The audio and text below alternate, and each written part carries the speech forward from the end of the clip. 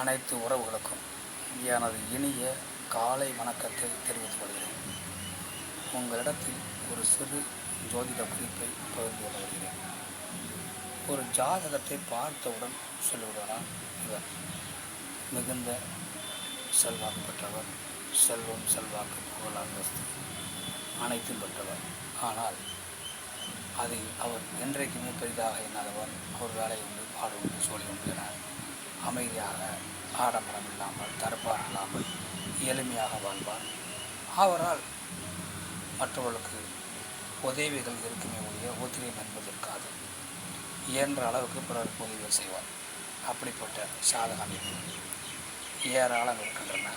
அதில் ஒரு சிலவற்றை நாம் இப்போது பார்ப்போம். ஒரு ஜாதகத்தில் தனுசு லக்கணம், அதாவது சுபக்கிரகம், முழு சுபக்கிரகம் குருபகவான், அவரது சொந்த வீடு தான் தனுசு வீடு. அந்த தனுசு வீடு கால புருஷனுக்கு 9வது வீடு, பாக்கிய வீடு, யோகத்தை கொடுக்கக்கூடிய வீடு. அந்த வீட்டுக்கு அந்த வீட்டை லக்கணமாக கொண்டவர்கள். மேலும் குருபகவானுக்கு மீனம் என்ற ஒரு வீடும் சொந்த வீடு. அது கால புருஷனுக்கு 12வது வீடு.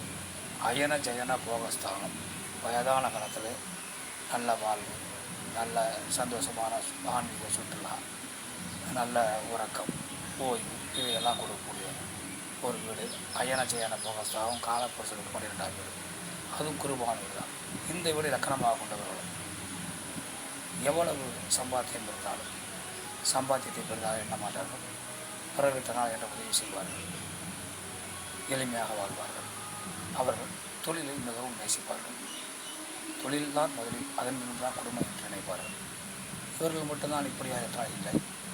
லக்கணத்தில் எந்த லக்கணமாக இருந்தாலும் சரி, மேஷம் முதல் மீனம் வரை 12 லக்கணங்களில் எந்த லக்கணமாக இருந்தாலும் சரி, லக்கணத்தில் குரு பகவான் இருந்தாலும் அந்த ஜாதகர்கள் இதே குணத்தை கொண்டவர்களாக தான் இருப்பார்கள். ஏழை எளிய மக்களுக்கு நல்ல செய்வார்கள், எளிமையாக வாழ்வார்கள், தங்கால் ஏற்ற நல்ல பணிகளை செய்வார்கள், பேர் புகழ் பெறுவார்கள்.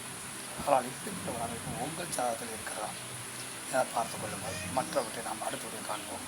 நன்றி, வணக்கம்.